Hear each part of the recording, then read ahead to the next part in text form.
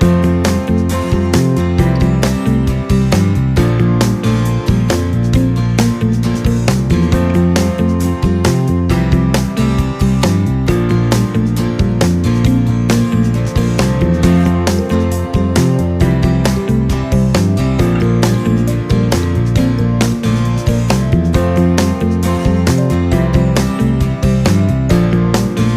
Guys, welcome to the UGC NET exam corner.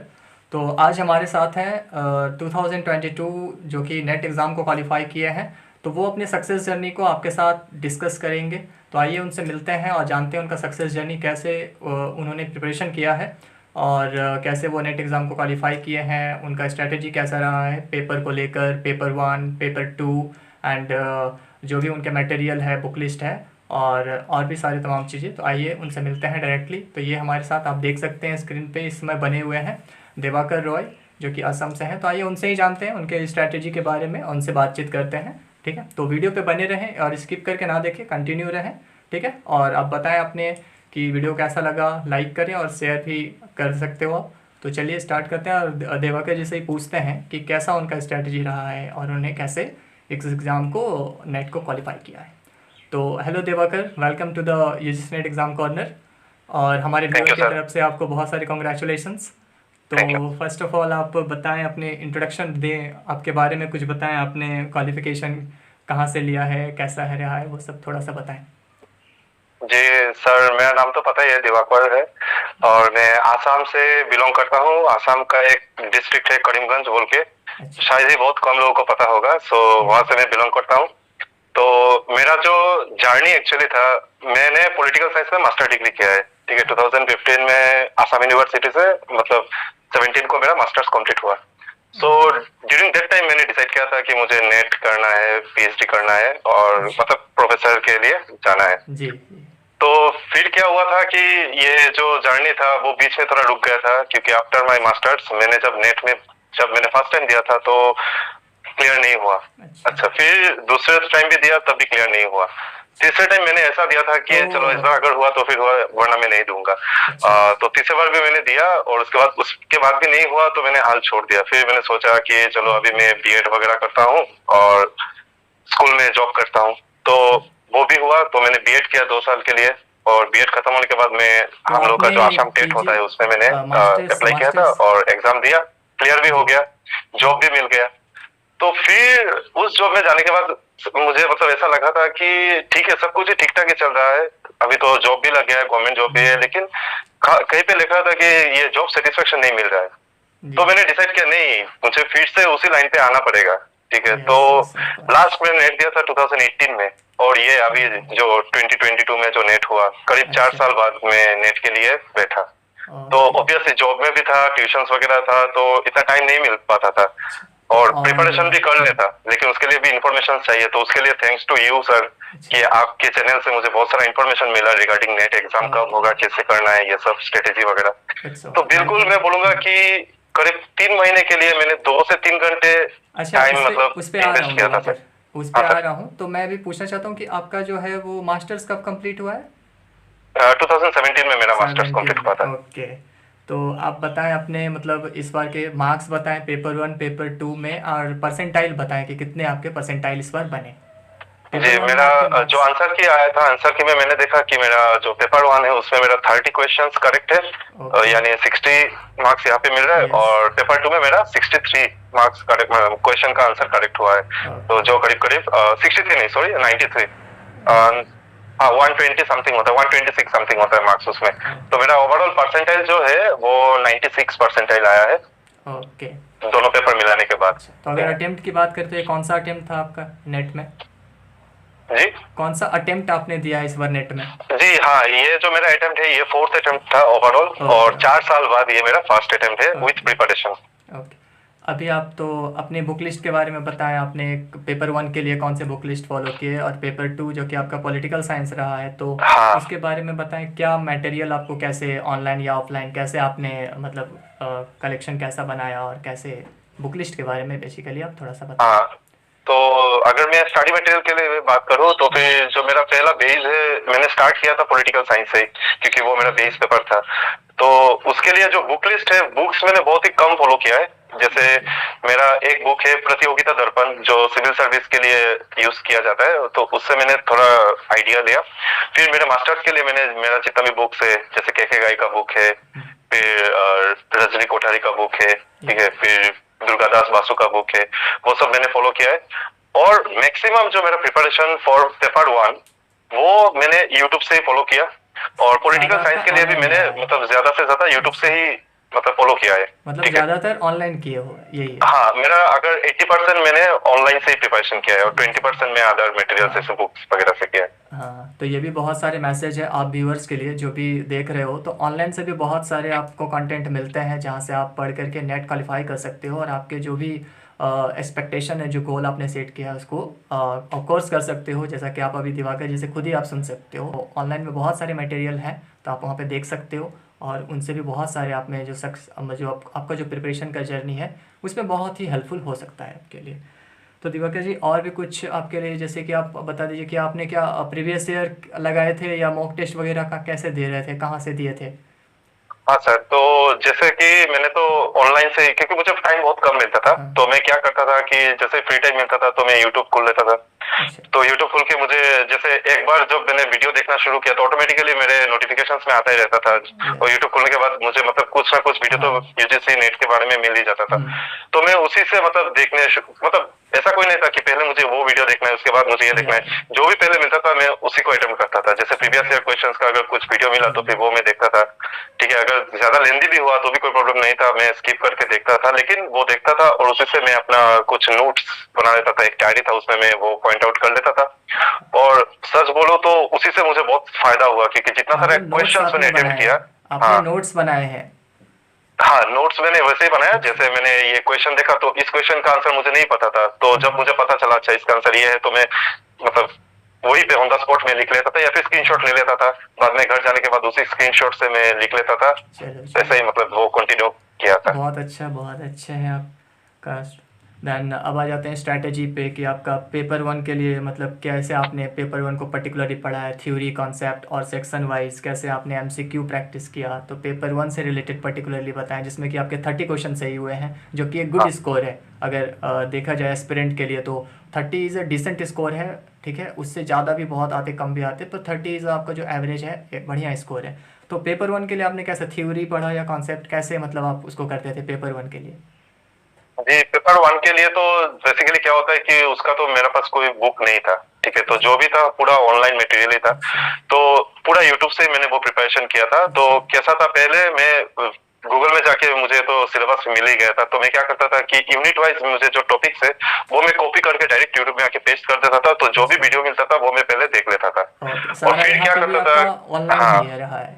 Paper 1 के लिए भी हाँ, पर्टिकुलरली ऑनलाइन आपका सोर्स रहा है बेसिक। हाँ, वो पूरा 100% सोर्स से मेरा यूट्यूब से ही था अच्छा पूरा। अच्छा, बहुत अच्छा है। पेपर 2 का भी सेम आपने किया है, ऑनलाइन सारे सोर्सेस हाँ, रहे हैं? हाँ, वो ओके। पेपर 2 से भी मैंने मतलब ऑनलाइन से तो किया ही है, ओके। और जो भी थोड़ा बहुत मटेरियल मेरे पास अवेलेबल था, बुक्स वगैरह, उधर ओके। से भी मैंने मतलब टॉपिक वाइज थोड़ा बहुत देख लिया था।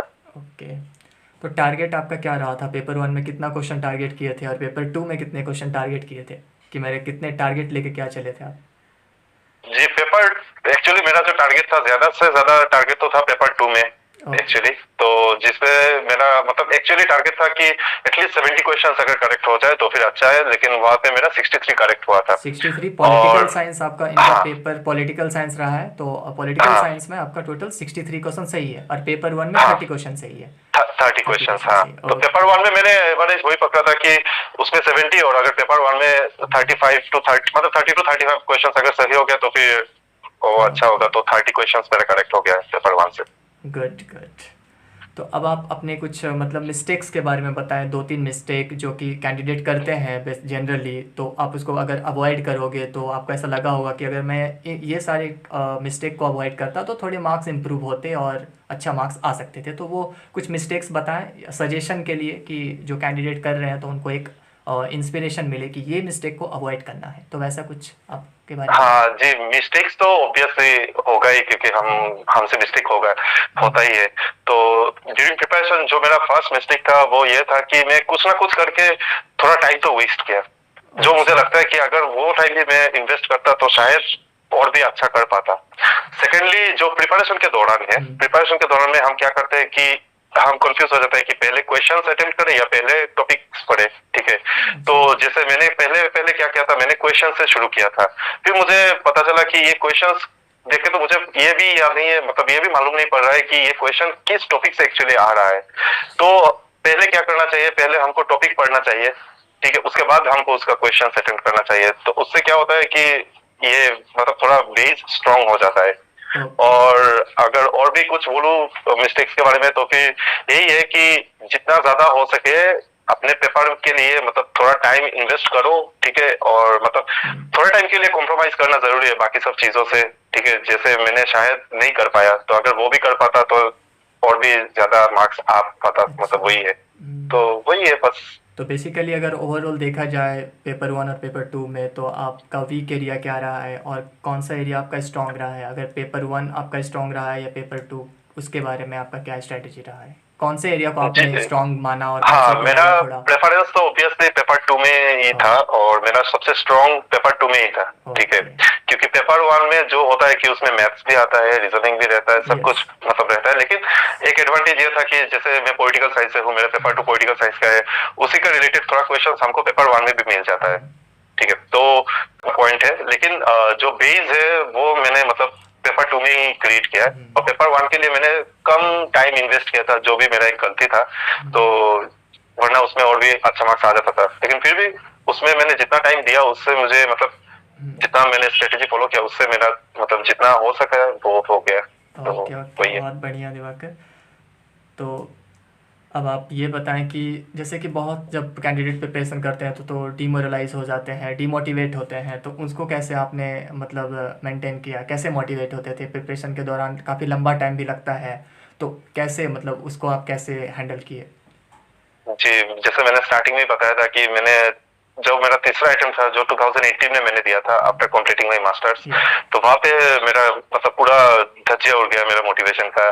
ठीक है, मैंने सोचा कि नहीं अभी ये नहीं करना है। तो फिर जब मैं यहाँ पे आया मतलब जॉब वगैरह मैंने ज्वाइन किया, तो 4 साल हो चुका है ऑलरेडी। हाँ, तो मेरा ऑलरेडी 4 साल हो चुका था। सॉरी। हाँ, तो फिर मैंने क्या किया कि मुझे सोच मतलब मुझे ये आया थॉट आया कि नहीं मुझे कुछ मतलब जॉब सेटिस्फेक्शन के लिए तो ये इसमें नहीं आ रहा है, क्या करूँ। और ऊपर सेटिस्फेक्शन से आपका बहुत जो लोग भी मेन की बोलते था, थे। सेटिस्फेक्शन था कि आपको मतलब लेक्चरर वगैरह के लिए शिफ्ट करना है, हाँ, स्विच करना है, हाँ, तो वही मेरा दैट्स ड्रीम व्हाई। था एक्चुअली। या ठीक है ना, तो मैंने उसी को फॉलो किया। तो ड्यूरिंग प्रिपरेशन ऑल्सो बहुत लोग थे जो बोलते थे कि नेट से क्या होगा, या फिर वो बहुत टफ एग्जाम है, वो क्लियर कर पाना मतलब ये बच्चों का खेल नहीं है, ऐसा ऐसा है। तो वो सब मैंने सुना है। ठीक है, तो वो सब सुनना पड़ेगा हम लोगों को, और एक्चुअली वही सब चीजें हमको मोटिवेट करता है। तो मैंने उसी चीज को अपना मोटिवेशन बना लिया, और वो लोग जितने ये सब बोलते थे मेरे सामने, तो क्या होता था कि उसी से मुझे और भी मतलब ये मोटिवेशन चलता था, नहीं अब तो और भी करना है, तो करना ही पड़ेगा। तो वही है। देन आपने जो एग्ज़ाम हॉल का जो प्रेशर होता है, तो बच्चे लोग बहुत सारे एग्ज़ाम हॉल का एक प्रेशर होता है कि कैसे क्वेश्चन को रीड करना है। 150 क्वेश्चंस है तो उसको फटाफट रीड करना है, और कोई स्टेटमेंट टाइप के क्वेश्चंस आते हैं, पैटर्न में भी थोड़ा लेंथीनेस देखा जाता है जिसको कि फटाफट रीड करना होता है। तो नेक्स्ट क्वेश्चन ये है कि आपने कैसे एग्ज़ाम का जो प्रेशर है एग्ज़ाम हॉल में वो कैसे मेंटेन किया? वो सब ठीक ठाक रहा? कैसे आपने उसके लिए क्या अप्रोच रखा आपने? जी, एग्जाम हॉल में तो मेरे साथ मतलब एक हादसा हो गया था कि जो जहाँ पे मेरा सेंटर था वो मेरे घर से मतलब हम तो आसाम में रहते हैं, तो आसाम के मेरा जो डिस्ट्रिक्ट है आसाम के कैपिटल में जैसे गुवाहाटी में क्या हुआ है, मेरा एग्जाम सेंटर था जो करीब करीब मेरे घर से ऑलमोस्ट 360 किलोमीटर दूर है। तो मुझे 2 दिन पहले ही जाना पड़ा था वहाँ पे सेंटर पे पहुंचने के लिए। फिर क्या हुआ कि जो सेंटर है वहाँ पे जो कंप्यूटर वगैरह था वहाँ पे नेट का बहुत इश्यू चल रहा था। टेक्निकल एरर हुआ है दैट मीन्स आपका बेसिकली? हाँ, हाँ, वो मतलब बार बार नेटवर्क इश्यू चल रहा था कि कंप्यूटर बंद हो रहा था, तो चेंज करना पड़ रहा था। तो ऑब्वियसली वहाँ पे मुझे बहुत प्रेशर आ गया था कि अभी क्या करना है। लेकिन फिर भी मतलब कूल माइंड में रह के मुझे वो सॉल्व करना पड़ा, और अच्छे तरह से मेरा टाइम पे ही क्लियर हो गया था।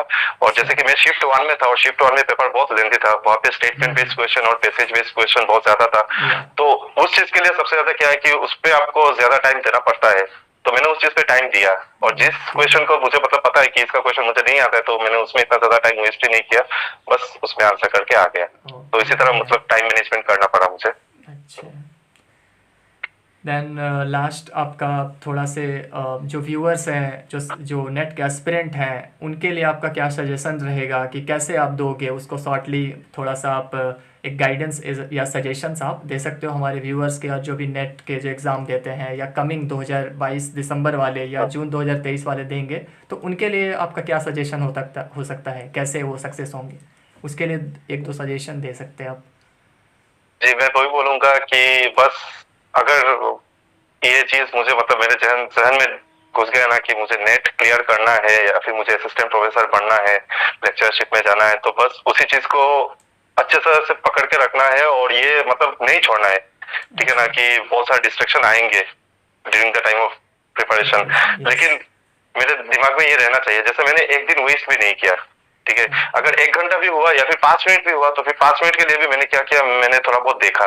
जैसे आज मैं पढ़ाई नहीं कर पाया तो मैंने क्या किया, कल मैंने जो पढ़ाई किया था वो आज मैंने रिवीजन दिया। तो इस हिसाब से क्या होता है कि थोड़ा थोड़ा करके भी मतलब मैं उस लाइन पे रहा। तो अचानक क्या हुआ ना कि 1 महीने बाद, जैसे मेरा बस 3 महीने का ही प्रिपरेशन था, ओनली 3 मंथ्स प्रिपरेशन। सो 1 महीने बाद ऐसा हो गया है कि आपने अगर मैं बेसिकली आज 3 मंथ पढ़ने नहीं प्रिपरेशन बैठ। किया है?